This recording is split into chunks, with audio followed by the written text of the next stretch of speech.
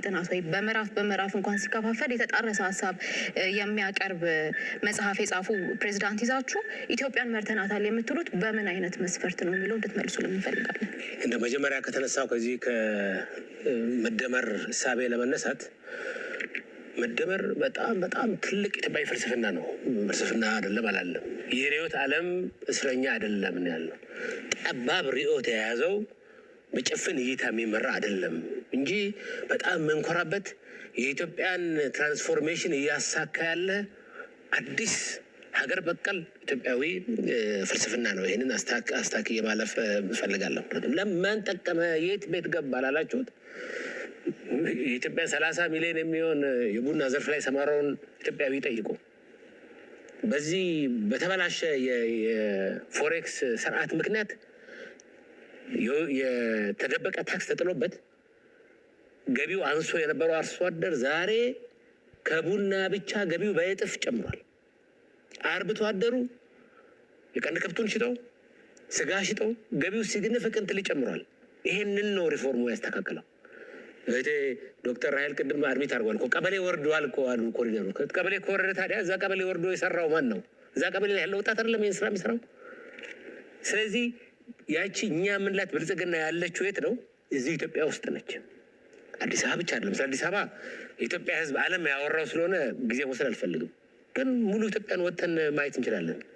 የትኛው የኢትዮጵያ አካባቢ ነው በልማት ያልተንቀሳቀሰው?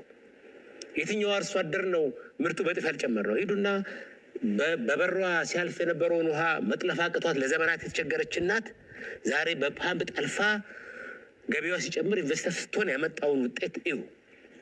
ቅድም እንዳልኩት ያንን ወጣት ስራ እየፈጠረ ያለውን ወጣት እዩ። በዚህ ነው የብልጽግናን ውጤት በየቤቱ ማየትና መለካት የሚቻለው። ሪፎርሙ በአጠቃላይ የኢትዮጵያ ነቅ በከፍተኛ ሁኔታ ጨምሯል። ዛሬ የኢትዮጵያ መንግስት በጣም አስተማማኝ የሆነ የውጭ ምንዛሬ ክምችት ያለው መንግስት ሆኗል። በአንድ ወቅት ለአንድ ሳምንት እንኳን የሚሆን የገቢ ንግድ የሚሆን አልነበረው። የኛ ከሪፎርሙ በፊት የነበረው ሁኔታ የኛ ፖሊሲ የኢትዮጵያ ፖሊሲ የነበረው የገቢ ንግድን የሚያበረታታ የውጭ ንግድ ደግሞ የሚቀጣ ስርዓት ነው የነበረን። ያንን ስላስተካከል አንደኛ የውጭ ንግዱ በከፍተኛ ሁኔታ ጨምሯል። ቅድም ዶክተር ፍጹም እንዳነሳችሁ ከ3 ቢሊዮን አይበልጥም ሲባል የነበረው ብዙ ማክሮ ኢኮኖሚስት ያለውን አሁን በግማሽ ወር 5.1 ቢሊዮን ነው ኤክስፖርት ማድረግ የቻለው። የገቢ ንግዱ ደግሞ ትርጉም ባለው ሁኔታ ቀንሷል። እየመጣ ያለው የገቢ ምርት ካፒታል ዕቃ እንጂ ዛሬ ስንዴ አይደለም የምናስገባው። ይሄንን ለይቶ ማየት ይገባል። ከ30 ሚሊዮን በላይ ኢትዮጵያዊ በተለያየ እርዳታ የነበረው 27 ሚሊዮን አካባቢ የሚጠጋ ኢትዮጵያዊ ያ ቁጥር ዛሬ ወደ 3 ሚሊዮን ወርዷል።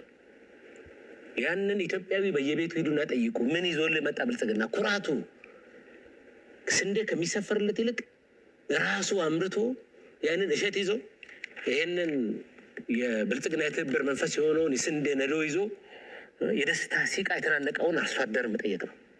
ይሄ 50 ዓመት ሙሉ ስለ ጦርነት ተነስቷል፣ ስለ ሰላም ለበርካታ ዓመታት ፎር ዴኬድስ ከወጣት እስከ ሽማግሌ ስለ ጦርነትና ስለ አይዲዮሎጂ ብቻ ሲወራበት የነበረው ቤተ ሙከራ ያደረጉት ኢትዮጵያውያን የትኛው ፓርቲ ነው የሚለውን የኢትዮጵያ ሕዝብ እንዲመሰክር እፈልጋለሁ። ብልጽግናማ የልማት ስኬት ነው ያደረጋት ኢትዮጵያን። ቤተ ሙከራ አድርጎ በጦርነት አባዜ ውስጥ ኢትዮጵያን ሲያሸ ቆየው ማን ነው? ዛሬም የጦርነት ፕሮፓጋንዳ የሚነዛው ማን ነው የሚለው ማየት ነው። ስለዚህ የኢትዮጵያ ሕዝብ ብልጽግናን ብትመርጡ ምልክታችን የስንዴ ነዶ ነው። ሰላም የሰፈነባት ዜጎቿ የተሟላ ተድላ የሚያገኙባት ሀገር ለመፍጠር